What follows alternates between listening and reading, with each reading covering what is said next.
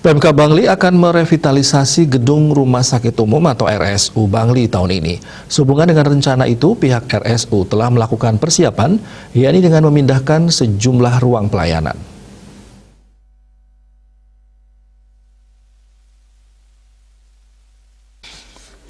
Direktur RSU Bangli Dr. Nyoman Arsana mengungkapkan terdapat 3 unit gedung pelayanan yang rencananya akan segera dibongkar dan dibangun baru.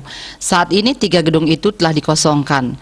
Gedung yang dikosongkan berlokasi di bagian selatan yakni gedung poliklinik, gedung rawat inap Mahotama dan Utama. Untuk sementara pelayanan poliklinik kini dipindah ke 2 tempat yakni ruang Jempiring yang dulunya ruang perawatan anak dan ruang Yankestrad.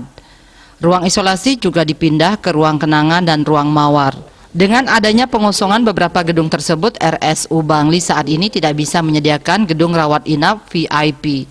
Otomatis kapasitas bed berkurang. Untuk mengantisipasi terjadinya kekurangan ruangan perawatan, dokter asal desa Songan Kintamani itu mengaku pihaknya sudah melakukan koordinasi dengan rumah sakit swasta di Bangli dan RSU di kabupaten lainnya. Sementara itu disinggung mengenai kapan proyek revitalisasi gedung RSU mulai berjalan, Arsana tidak menyampaikannya secara pasti karena proses persiapan.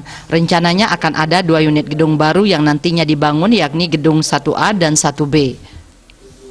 Kedua gedung itu masing-masing memiliki 4 lantai dan 3 lantai.